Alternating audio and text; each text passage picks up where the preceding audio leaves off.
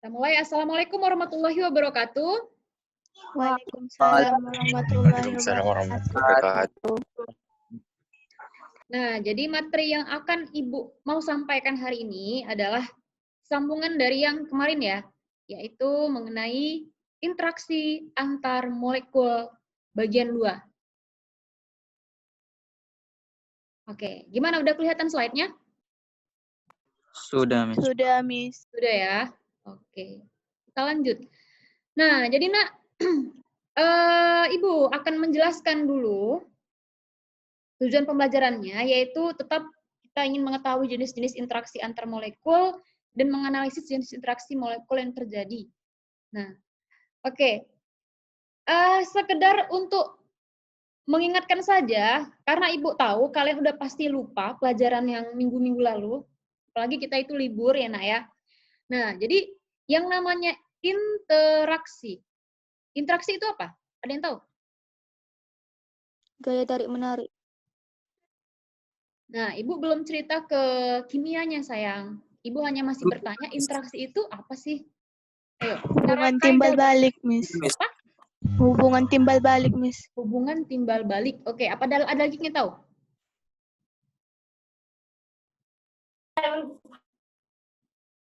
Apa, ayo? Oke lah ya. Nah, oke, hubungan timbal balik. Betul sih. Ya, sangat betul. Nah, jadi dikatakan interaksi antar molekul yaitu hubungan timbal balik antar molekul. Atau bisa dikatakan ini adalah gaya yang terjadi antar molekul. Nah, Ibu sudah jelaskan semalam, ini misalkan air. Air ini adalah senyawa. Nah, apa senyawanya, Nak? H2O. H2O. Tentunya di dalam air yang kita lihat secara kasat mata, itu ada molekul-molekul kecil, yaitu molekul-molekul H2O. Oke, jadi antara H2O yang satu dengan H2O yang lain, itu mereka pasti ada suatu gaya, sehingga bisa terjadilah air. Paham ya? Molekul atom dengan atom bergabung membentuk molekul, yaitu atom H dan atom O, ya, 2 atom O. Lalu antara molekul air yang satu dengan molekul air yang lain bergabung membentuk senyawa, yang kita lihat adalah sebagai larutan air. Oke ya. Nah, jadi interaksi yang terjadi itu ada 2. Oke, yang pertama adalah gaya van der Waals, ya, gaya van der Waals. Kemudian yang kedua adalah ikatan hidrogen. Nah, ini dulu. Ini semalam Ibu nggak jelaskan ke sini dulunya ya. Oke. Nah, jadi kalau dikatakan gaya van der Waals itu terbagi 2, yaitu ada yang disebut dengan gaya dipol dan gaya dipol sesaat. Nah, gaya dipol sesaat ini disebut dengan gaya London, ya. Gaya London. Oke, sorry. Salah teknis ya. Bentar.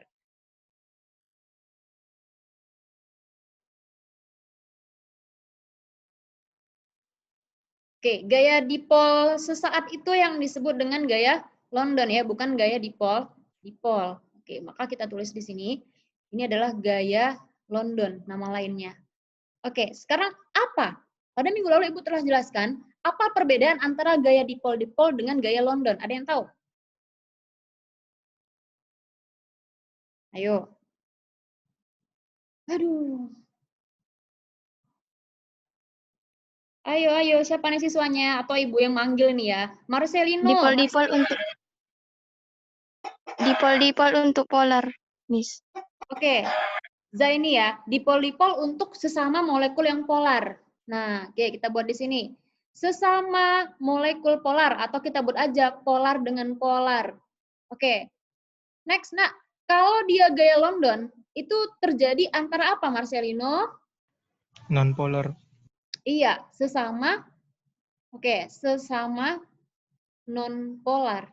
Nah, sekarang bagaimana kita mengetahui senyawa itu polar dengan polar? Masih ingat kalian ya? Oke, nanti akan kita bahas ke contoh. Nah, sekarang kita belum bahas ke sini ya, ke ikatan hidrogen. Masih bahas mengenai gaya van der Waals. Jadi yang paling kuat ya, yang paling kuat itu adalah Molekul yang mengalami gaya dipol-dipol atau gaya London? Ayo. Dipol. Dipol, Miss. Dipol, Nah, Miss. kekuatan gaya dipol, ya, dipol-dipol itu lebih besar dibandingkan dengan gaya London. Nah, kenapa? Artinya apa? Gaya tarik-menariknya ini lebih kuat. Kalau gaya tarik-menarik molekul itu kuat, sehingga sulit untuk diputuskan ikatannya atau gayanya. Ya, karena akibatnya apa? Maka titik didihnya lebih Tinggi. Iya, titik didih molekul yang mengalami gaya dipol-dipol itu lebih besar dibandingkan dengan gaya London. Kenapa? Karena pengaruhnya kekuatan tadi. Nah, sekarang kita bahas ke contoh. Ini Ibu akan kasih dulu 2 molekul. Contoh nih, misalkan ada molekul, ada suatu senyawa N2 dan O2. Nah, di mana diketahui ini masanya ada MR-nya adalah 28 dan yang ini MR-nya adalah 32. Nah, tahu MR itu nak ya? MR itu adalah massa relatif. Oke. Ini dilihat dari angka yang di atas dalam tabel periodik. Nah, jadi kalau O itu angka di atasnya ada 16, angka di bawah 8, inilah yang namanya massa. Tapi karena molekulnya ada 2 atom, dikalikan dengan 2, jadinya 32. Nah, oke. Sekarang, Ibu mau nanya nih, ini N2 sama O2, termasuk gaya interaksi yang mana? Atau apakah dipol-dipol atau gaya London? Yang N2 dulu, N2 nak. Yang Dipol N2. sesaat, Miss. Alasannya, kenapa dipol sesaat? Karena non-polar, Miss. Karena non-polar, Miss. Nah, jadi nggak usah pun kalian gambarkan bentuk molekulnya, karena udah N dengan N, berarti itu kan dia simetris. Maka dia non-polar. Oke, jadi kalau misalkan kita gambarkan molekulnya kan seperti ini. Nah, N dengan N. Oke, anggaplah misalnya nomor atomnya telah diketahui, nah ya, jadi nanti kalian buatkan struktur Lewisnya. Nah, ini kan dia simetris, sudah jelas dia non-polar. Nah, sedangkan O dengan O, itu juga molekul apa? Non-polar. Dipol sesaat. Non-polar, Miss. Iya, non-polar. Nah, jadi kalau ditanya antara N2 sama O2, nak, kan mereka sama-sama mengalami gaya London nih. Yang mana titik didihnya yang paling tinggi? Apa yang dilihat? O2, Miss. Iya, kita melihat dari MR-nya. Gitu. Jadi kalau misalkan, nak, ada 2 molekul, gaya interaksinya sama nih, sama-sama gaya London. Kalian tinggal melihat faktor lain, yaitu apa? MR. Nah, lihat MR-nya. O2 itu MR-nya lebih besar. Otomatis kalau masanya lebih besar, molekulnya lebih besar. Yang molekulnya lebih besar, dia akan mengalami kekuatan interaksi yang lebih kuat dibandingkan dengan yang molekul kecil. Maka titik didih, ya, O2 lebih besar dibandingkan dengan N2. Paham? Paham, Miss. Oke, next. Seandainya ada molekul, nah HCl dengan CO2. Oke, HCl, CO2. Nah, kalau Ibu tanya satu-satu dulu. HCl itu jenis interaksinya apa? Dipol-dipol atau dipol sesaat? Dipol, Miss. Dipol-dipol. Alasannya, nak? Karena polar, Polar, Miss. Iya, ini polar, berarti dia dipol-dipol. Nah, kalau CO2 Non-polar. non-polar kan udah jelas, nak ya. CO2 kan bentuknya seperti ini. CO2. Oke, nah tidak ada elektron bebas di atom pusat. Kemudian dia simetris, maka dia non-polar. Maka ini mengalami gaya London. Oke. Kalau ditanya antara N2, ya, ini Ibu kasih tahu MR-nya sama dengan 44 nih. Kalau diurutkan nih, oke, kalau diurutkan ya, HCl, CO2, N2, O2, siapakah urutan titik didih yang paling tinggi? HCl, Miss. Oke. Iya, HCl, HCl. Next. CO2. Iya, CO2. Next. O2. N2. N2. N2. N2. Oke. Paham ya, Nak ya? Paham, Miss. Bagus, bagus. Nah, jadi kita akan lanjutkan. Bu, kira-kira ada nggak faktor lain selain MR yang mempengaruhi mempengaruhi titik didih suatu molekul? Ada, yaitu jenis dipol. Nah, kalau jenis dipol tadi ya, Nak ya, yang udah kita pelajari tadi barusan, yaitu yang mengalami gaya dipol-dipol itu lebih kuat dibandingkan dengan gaya dipol sesaat. Kemudian jumlah elektron. Oke. Nah, semakin banyak jumlah elektron maka lebih mudah mengalami gaya van der Waals. Oke, ini maksudnya gimana nih? Nah, ya nanti akan kita bahas contohnya ya. Lalu ukuran molekul. Nah, ukuran molekul ini tadi berkaitan dengan MR ya, Nak ya. Jadi kalau molekul yang ukurannya lebih besar, maka dia lebih mudah mengalami pergerakan elektronnya untuk terpolarisasi. Nah, apa itu terpolarisasi? Ada yang masih ingat? Membentuk muatan positif dan muatan negatif. Iya, supaya mereka bisa tarik-menarik. Oke, dan dan terakhir adalah bentuk molekul. Nah, jadi kalau misalkan ada dua molekul, MR-nya sama, tapi molekulnya berbeda. 1X, 1Y, misalkan. Ini molekulnya berbeda. Tapi MR mereka ini sama. Nah, gimana cara bandingkannya? Dari bentuk molekulnya. Jadi kalau molekulnya yang lurus, itu lebih mudah mengalami polarisasi. Sehingga titik didihnya lebih tinggi. Oke, paham? Paham, Miss. Nah, oke. Sekarang kita lanjutkan. Nah, selain gaya van der Waals, molekul juga bisa mengalami yang namanya ikatan hidrogen. Oke, ada kata hidrogen nih. Berarti dalam molekul itu wajib ada hidrogennya. Apa yang dimaksud dengan ikatan hidrogen? Nah, ikatan hidrogen itu adalah ikatan yang terjadi antara atom hidrogen dengan atom yang memiliki keelektronegatifan yang tinggi. Ingat, Nak ya, di dalam tabel periodik unsur atau sistem periodik unsur, ya, terdapat 3 atom yang keelektronegatifannya besar sekali. Nah, apa aja? Yaitu fluor, oksigen, dan satu lagi apa? Nitrogen, Ya, Miss. nitrogen. Nah, apa yang dimaksud dengan keelektronegatifan? Ada yang masih ingat? Kecenderungan untuk menangkap elektron. Kecenderungan untuk menangkap elektron atau kecenderungan untuk membentuk ion negatif. Berarti ini berhubungan dengan yang negatif-negatif lah. Ya. Jadi udah pasti ketiga atom ini bermuatan negatif kalau mereka membentuk ion.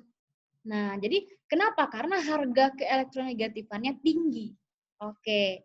Nah, sedangkan H, H itu termasuk unsur yang elektronegatif atau elektropositif? Negatif.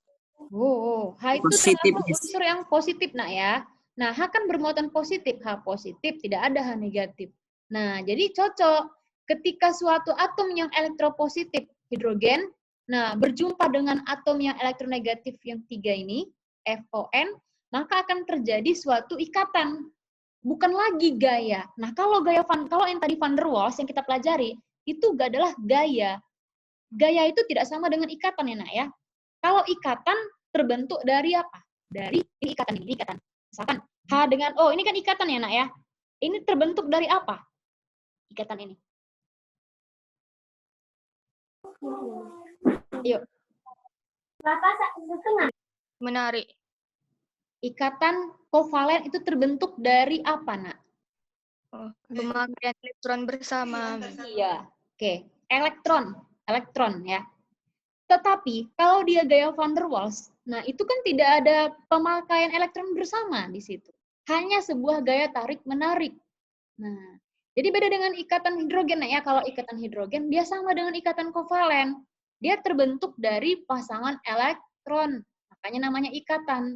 Jadi kalau kalian bilang ikatan van der Waals, wah itu salah ya. Tidak ada ikatan van der Waals. Yang ada gaya. Atau kalian kembalikan, gaya hidrogen. Nah, itu juga udah salah, Nak ya. Oke, paham? Paham, Miss. Nah, jadi yang dimaksud dengan ikatan hidrogen itu adalah ikatan yang terjadi antara atom H dengan F atau O, atau N. Atau ingat aja handphone. Nah, jadi ikatannya itu bisa terjadi antara atom hidrogen dengan F, bisa terjadi antara H dengan O, atau H dengan N. Yang ini aja kalian ingat. Ya. Jadi misalkan seperti inilah. Nah, H2O dengan H2O. H2O itu kan polar ya, Nak ya. Polar. Polar dengan polar berarti interaksinya gaya dipol-dipol dong, Bu. Benar, ya. Gaya interaksinya adalah dipol-dipol. Tetapi kalian perhatikan di sini, lihat. Apakah di dalam molekul itu ada atom H, ya, dan ada atom salah satu dari ketiga ini? Ternyata ada, yaitu H dengan O. Maka di sini antara H2O yang satu dengan H2O yang lainnya terjadi suatu ikatan, yaitu siapa? H dengan O. Maka ikatan yang terjadi inilah disebut dengan ikatan hidrogen. Paham? Paham, Miss. Ya. Jadi syarat wajibnya yaitu siapa? Si H. Nah, wajib punya H, baru dilihat yang ketiga ini. Apakah salah satunya ada? Nah, kenapa ikatan hidrogen itu harus dipelajari? Nah, jadi karena H dengan N, ya, H dengan O, dan H dengan F, itu ikatannya sangat polar. Paham ya? Arti sangat polar. Nah, H itu tadi muatannya positif. Kemudian FON itu negatif. Nah, sehingga di sini akan terjadi gaya tarik-menarik yang sangat-sangat kuat dibandingkan dengan gaya van der Waals. Oke, paham ya? Jadi kalau misalkan kita bicara tentang kekuatan, mana yang lebih kuat? Ikatan hidrogen atau gaya van der Waals? Apa jawabannya? Ikatan hidrogen. Ikatan Betul, ya. hidrogen. Ikatan hidrogen itu lebih kuat dibandingkan dengan gaya van der Waals. Nah, jadi ikatan hidrogen itu nak dibagi menjadi dua ya. Ada yang intermolekul dan yang berikutnya adalah intramolekul. Hati-hati di sini keluar nanti soal untuk ujian semester. Ibu masukkan soal ujian semester tentang ikatan hidrogen yang intermolekul dan intramolekul. Oke. Apa bedanya? Kalau ikatan hidrogen intermolekul itu adalah ikatan hidrogen yang terbentuk antara dua molekul dari senyawa yang sama atau berbeda. Contohnya hidrogen, fluorida, air, es, amonia, alkohol. Oke, misalkan seperti ini, nak. Perhatikan ya. Ibu ambil contoh. Antara tadi kan H2O udah ya. Nah, sekarang HF. Oke. Asam apa namanya nih? Asam Florida. Iya, asam fluorida. Pokoknya kalau dia yang didahului sama H, berarti itu senyawa asam, maka akhirannya wajib dikasih nama Ida. Oke, ada di sini yang namanya Ida? Nggak ada ya? Oke. Nah, jadi antara molekul HF yang satu dengan molekul HF yang lain, itu terjadi interaksi apa? Nah, misalkan seperti ini nih, Ibu buat nih. HF, dan HF. Oke. Nah, ini nggak usah lah kita buat. Oke, antara HF1 dengan HF yang lain. Nah, kan pilihannya cuma 3. Ya kan, Nak? Ikatan hidrogen, dipol-dipol, dipol sesaat. Nah, jadi pertama kita tentukan dulu. Ini polar atau non-polar? HF, polar atau non-polar? Non-polar. Polar, Miss. Polar, Iya, Miss. Polar, Miss. polar. Dari mana non-polar? Udah jelas dia beda 2 atom. Kalau 2 atom, nah dia udah beda, berarti udah jelas dia polar. Karena tidak sama antara kiri dan kanan, ya kan? Oke, polar. Nah, berarti antara 2 nih, ya. Dipol-dipol sama ikatan hidrogen. Nah, udah jelas kalau polar dengan polar sih dipol-dipol. Oke, tetapi di sini kita mau menentukan apakah dominannya dia mengalami ikatan hidrogen. Kita cek, tadi ikatan hidrogen adalah handphone. Handphone ya. F, HO, HN. Nah, apakah ada?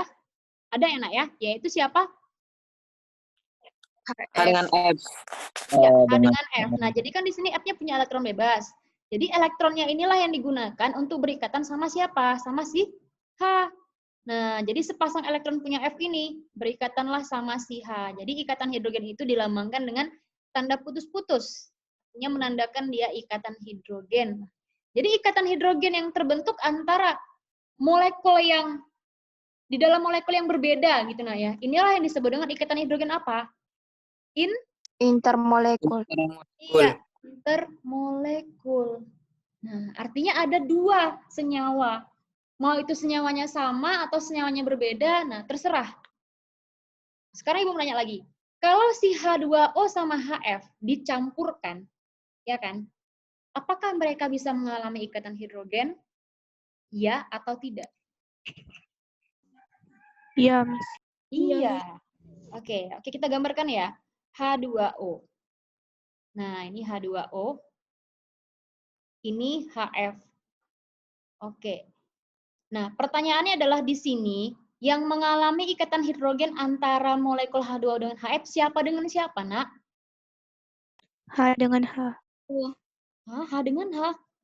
H dengan O, Miss. Iya, H dan O. H dari HF dan O dari H2O. Ini, Nak, ya. Nah, ini biasa digunakan untuk berikatan. Oke, inilah ikatan hidrogen tadi. Nah, ada lagi kira-kira yang bisa mengalami ikatan hidrogen di atom ini? Ada, Miss. Siapa, H Nak? dengan Ada H dengan F. H dengan F ya. Nah, elektron bebas dari si F digunakan untuk berikatan dengan si H. Nah, inilah yang namanya ikatan hidrogen. Nah, ikatan hidrogen dua-dua yang terbentuk adalah jenis intermolekul. Molekul. Paham ya? Oke. Paham, Miss. Ya, Ibu ambil contoh lagi, Paham, misalkan HCl dengan HCl. Oke. Bisa nggak mengalami ikatan hidrogen? Nggak bisa, Mem. Enggak, Miss. Ya, tidak bisa mengalami ikatan hidrogen ya, karena tidak ada H dengan salah satu dari ketiga atom ini. Oke. Kemudian, nah sekarang kita bahas yang intra. Intra, oke. Tadi inter udah tahu, sekarang ke intra. Nah, kalau intra, gampang saja, Nak. Dalam molekul itu sendiri terjadi ikatan hidrogen. Nah, ini biasanya ditemukan pada senyawa yang punya cincin-cincin seperti ini. Ini senyawanya kalian pelajari di kelas 3 nanti. Oke. Lihat, ini kan senyawanya sama ini, anak. Satu molekul mereka. Intinya mereka satu rumah. Tapi dalam satu rumah itu terjadi suatu interaksi. Nah, yaitu siapa? Ini kan sebelumnya tidak ada ikatan ya. Tetapi di sini karena ada atom H dan ada atom O, maka terjadilah ikatan. Nah, namanya adalah ikatan hidrogen. Ikatan hidrogen yang terjadi di dalam senyawa itu sendiri disebut ikatan hidrogen Intramolekul. Molekul.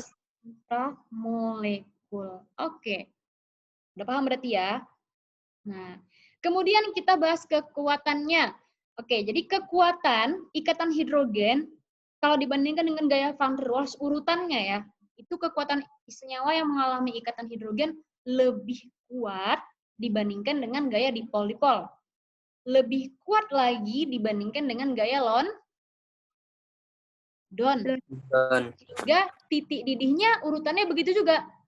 Senyawa yang berikatan hidrogen lebih kuat, titik didihnya lebih tinggi ya dibandingkan dengan senyawa yang mengalami gaya van der Waals, baik itu dipol-dipol maupun gaya London. Nah, satu lagi. Nih, Ibu juga akan masukkan satu soal grafik seperti ini di ujian semester kalian, maka nanti akan kalian jumpai ya. Selamat menghadapi. Nah, karena ini di soal paling terakhir kalau nggak salah Ibu akan sisipkan soal seperti ini. Nah, jadi kalau kalian perhatikan, pertanyaannya akan sama, ya Nak ya. Ini ada senyawa CH4, NH3, HF, H2O, SY4, dan lain-lain sebagainya senyawa ini. Ini hubungan antara boiling point. Apa itu boiling point? Titik Didi. yes, titik didih. Yang sumbu Y. Oke, yang sumbu X ini hubungan antara molecular weight atau MR. MR tahu tadi ya? Jadi hubungan antara MR dengan titik didih. Nah, kita lihat nih. Siapakah yang titik didihnya paling tinggi? Coba kalian lihat. H2O. H2O. Nah, diikuti dengan HF, lalu yang ini. Oke ya. Nah, sekarang kita fokus di MR. H2O ini MR-nya berapa ini, Nak? Sekitar segini ya. Seharusnya dari segi teori, semakin besar MR, berarti kan titik didihnya juga makin tinggi. Ya kan, Nak? Tetapi kenapa molekul dengan MR yang lebih kecil bisa titik didihnya itu paling tinggi? Ada yang bisa jawab? Serius, ini kalau yang bisa jawab, Ibu akan kasih nilai kuisnya plus 5. Oke. Ada yang bisa jawab? Ibu ulangin pertanyaannya. Teorinya ini, MR besar, titik didih tinggi, tetapi kenapa pada kenyataannya H2O yang MR-nya hanya segini, ya, kurang dari 25, menghasilkan titik didih yang paling tinggi? Ada yang tahu? Ayo.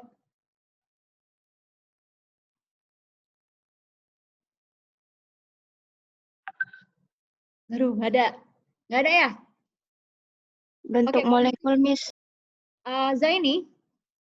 Oke, Zaini ya. Ayo, kenapa nak? Sebutkan alasannya.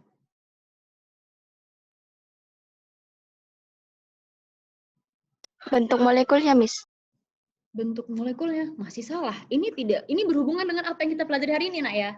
Nggak mungkin lah Ibu ngasih soal, tapi pelajaran kelas 3 misalkan. Kan nggak mungkin. Ini pelajaran yang hari ini juga. Nah, oke. Ayo yang lain. Karena Kita- H2O itu Iya, sebutkan dulu namanya.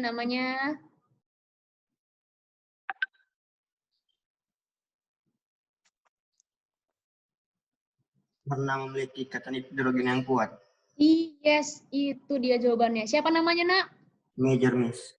Meizar Gutama. Oke. Ini yang jawab anak matematika ya. Oh. Nah, oke lah Meizar. Kamu dapat plus 5 nak ya untuk kuis hari ini. Iya, jawabannya adalah kenapa? Karena H2O ini mengalami ikatan hidrogen. Oke. Jadi walaupun MR-nya kecil, tetapi karena dia mengalami ikatan hidrogen, ingat, ikatan hidrogen itu titik didihnya lebih tinggi dibandingkan dengan gaya van der Waals. Jadi walaupun berapapun MR-nya 1000, 1 juta, tetapi kalau misalkan dia mengalami ikatan hidrogen, pasti titik didihnya paling tinggi. Nah ya, Buk, tapi ini kan HF, NH3 juga bisa mengalami ikatan hidrogen. Nah, tetapi nah, lihat di sini, H2O, khusus untuk H2O, dia bisa mengalami ikatan hidrogen dalam satu molekul itu ada berapa ikatan hidrogen, nak? Coba lihat. Oke, ini lihat. Nah, ini H2O ya. Dalam satu molekul itu dia bisa mengalami 4 ikatan sekaligus. Nah, yaitu O. Nah, O kan punya 4 elektron bebas, digunakan sepasang untuk berikatan dengan H yang lain. H juga begitu. H yang ini digunakan untuk berikatan sama O yang lain dalam molekul H2O. Berarti dalam ini ada 4 ikatan hidrogen. Nah, karena adanya 4 ikatan hidrogen, maka kekuatannya lebih kuat. Dan titik didihnya lebih tinggi. Oke. Bisa? Bisa, Miss. Samis. Bisa ya. Nah, kemudian satu lagi Ibu tekankan, tolong pahami perbedaan ikatan hidrogen yang inter dan intra. Karena itu masuk soal ujian semester kalian dan soalnya sangat panjang. Oke, jadi kalau misalkan panjang pun soalnya tapi kalian mengerti konsep, Ibu rasa tidak masalah. Oke? Nah, sampai sekian pertemuan kita. Coba nanti dipahami lagi modulnya, PPT-nya yang ada di psikologi. Oke, maka kita akan lanjutkan pertemuan selanjutnya dengan review soal-soal dan UH. Oke? Assalamualaikum warahmatullahi wabarakatuh. Waalaikumsalam warahmatullahi wabarakatuh. Assalamualaikum warahmatullahi wabarakatuh.